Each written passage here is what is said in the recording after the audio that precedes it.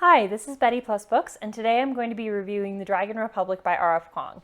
It's also Bookmark Mondays, so today I'm also going to be painting a bookmark inspired by that book. Today, the time-lapse of me painting that bookmark is going to be at the end of the video. That's because that bookmark does have some images that might be considered spoilery content. Keep in mind that this review may not be spoiler-free for the novel preceding this book, as I might have to talk about some of the things that happened in the first book, The Poppy War, in order to fully review the second book. This book is about a woman that has the power of fire bestowed upon her by what she calls the Phoenix. I believe it's a Phoenix god. And in the previous book, she had used this power to destroy an entire island. So she's dealing with a lot of grief and sadness over what she's done and trying to deal with these new powers and also the death of her friend. She's also being manipulated by political forces. She's trying to get control of her powers. She's trying to reconcile friendships that she had in the past or reconcile with enemies that she had in the past and trying to make them friends and get them on her side. There's a lot going on in here that she has to deal with between her internal struggles and the war that is happening outside of herself and everyone's expectations for her place in that war. This book is much more a war story than the previous book, and it also has a lot more going on, I think, in terms of political intrigue. First book, there is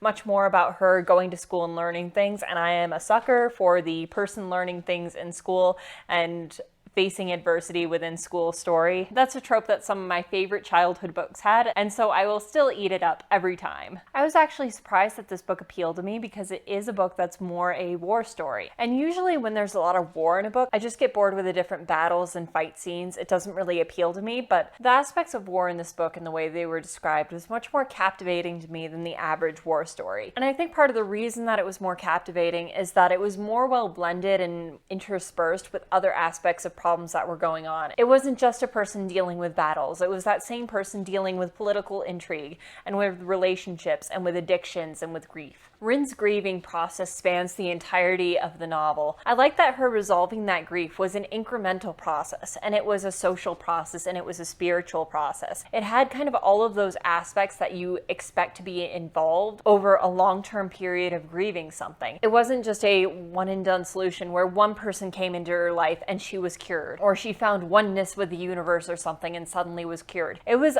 kind of a combination of those things and different coping mechanisms and different people that helped her get through that grief. And I think that, along with showing how she gradually improved and changed as she progressed through her grief stages, you could tell that while she was getting better through each step of dealing with her grief, she didn't come out the other end of grief the same person as she was before she experienced those traumatic events that caused her to be grieving about these particular things in the first place. It was interesting how both the characters that she was friendly with, as well as some of the characters that really she wasn't friendly with and were really just adversarial to her, both those kinds of people still helped her through those grieving processes in one way or another. I was trying to think of flaws with this book, and there's really only one that I can pinpoint. There's a particular part of Rin's coping mechanisms that it takes her a long time to get over, and I think that's a good thing that it takes her a long time to get over it.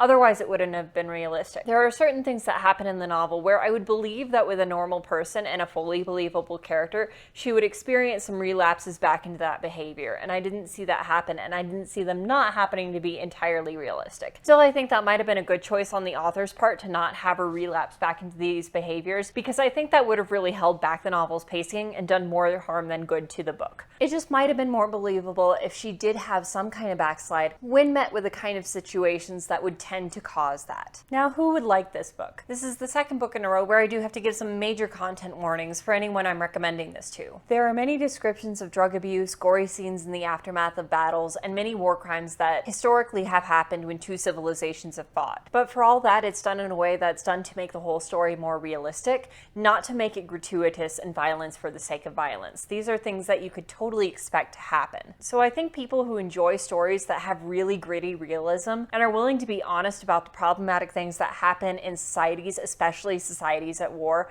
might really enjoy this book. You'll probably enjoy this book if you like war stories, but if you don't, you might still like it. I usually don't like war stories, and I still really enjoyed this. If you like The Poppy War, you may or may not enjoy this book. I do think I like this book slightly less than I like The Poppy War. The Poppy War just hit a lot of the tropes that I like seeing, and this book was very much entrenched in a type of plot that I usually don't like, so it's kind of a surprise that I loved it as much as I did. And honestly, I think that gives it more bonus points. This is actually the second time that I've tried to read this book. The first time I read it, it was just too dark for my taste at the time, and I wasn't in a place to read it. I think this is one of those novels that's a very good balance of plot-driven and character-driven, so if you're someone who really likes both, you should go for this. There are so many things happening in the world outside of Rin that the plot is kind of going to progress no matter what she does, but she's dealing with so many internal struggles, and there are many expectations on her to be central in this war, that the way the plot progresses really depends on how she's doing internally and how she's dealing with her problems at that particular time. Overall, I did really love this book, and I rated it 5 out of 5 stars. It deals with depression and grief and war in a way that feels very true and gradual, and the progress isn't instant, and not everything is fixed at the end. And when problems are solved, everything isn't new and shiny and good again. The point when the author chooses to make it so that Rin doesn't do something that would be totally realistic but detrimental, it makes it feel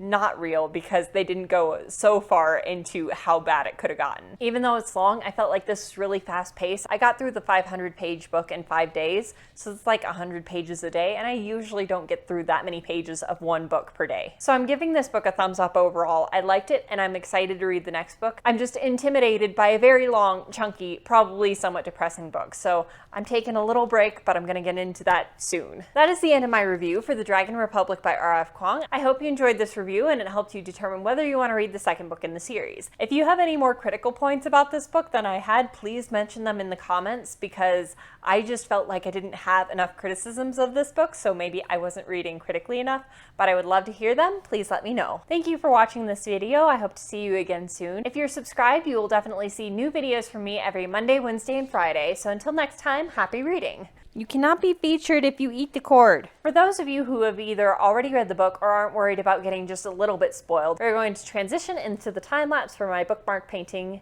over here. So in this book, they spent a lot of time on a ship, so I wanted to make sure the ship was included in there. Rin is still grieving over the death of her friend and trying to deal with this new power that is insistent that she use it all the time, even when she knows she's not supposed to. She's also feeling guilt for destroying an entire island with this power when she didn't have control of it, and the way she controls her powers and also suppresses some of her grief is through heavy use of opium. So I painted up at the top of the bookmark kind of a phoenix and kind of a hint of a burning city or house, and that kind of being smothered by this green smoke, which I used to represent the opium fumes. Also during the book, there's an instance where the water is poisoned, and then I kind of got this poison in the water, blood in the water idea that I thought would mirror the top half of the bookmark well, so I kind of incorporated that into the bottom half. So you have the water and the poison in the water and then the blood in the water from the death that's happening. Overall, I kind of like how this came out. I think it's a little busy. I think my brush strokes could have been tidier, and I wish I'd done better color mixing for the sails and also the transition between the poison and the blood